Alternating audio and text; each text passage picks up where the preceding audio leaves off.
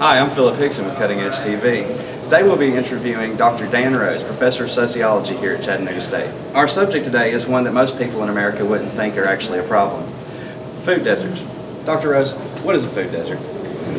Well, the USDA defines a food desert as a census tract where 500 people, or at least 33% of the population, lives more than 1 mile from a quality food source.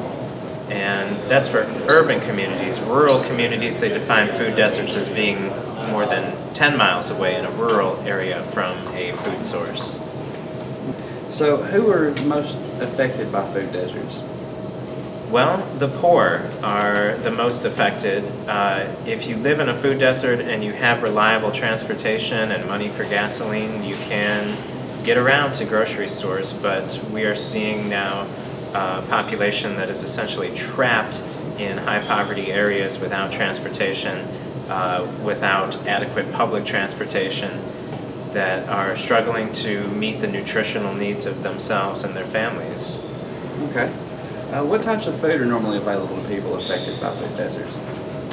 Well, see, there is food available in food deserts, usually from convenience stores, gas stations, and so maybe a better term for them might be actually food jungles. But you can find snack foods, fast foods, those sorts of things are often still available in food deserts. Food deserts really refer to the ability to access a supermarket with fresh produce, some kind of larger selection, quality selection of healthier foods. So within a food desert, yeah, there is food available, but the quality of the food and the nutritional value is questionable. So you were saying rural communities are also affected. Can you expound on that a little? Absolutely, yeah. So the government defines for rural communities the food desert to mean that they are 10 miles or more from a food source, meaning that, you know, in many of the farming communities, they're growing crops, but they're unable to access the variety of foods that they need to sustain themselves and their families nutritionally. And especially for poor people living in rural areas who might not have access to transportation, it's a major issue as well out there.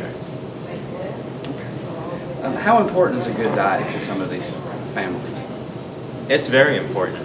And I think regardless of our levels of education, our incomes, that we know what we should be eating. We know we should be avoiding fried food, junk food, high sugar, high calorie food. The ability to put a good diet into practice is really impacted by how accessible quality food is in your neighborhood. So diet is important, but not just knowing what you should be eating, but having the ability to get that food at a reasonable, affordable price. Can you talk a little bit about the difference between quality food and some of this junk food that might be available to these families? Well, junk food is cheaper.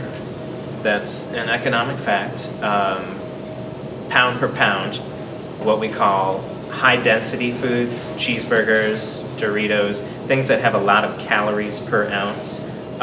We know that economically speaking, they're much cheaper. Low-density foods tend to be healthier for you, things like lettuce, other vegetables that don't have a lot of calories per ounce. The ounces of those foods, it costs a lot more per ounce. And so financially, it's harder to put a good diet into practice because of that economic reality.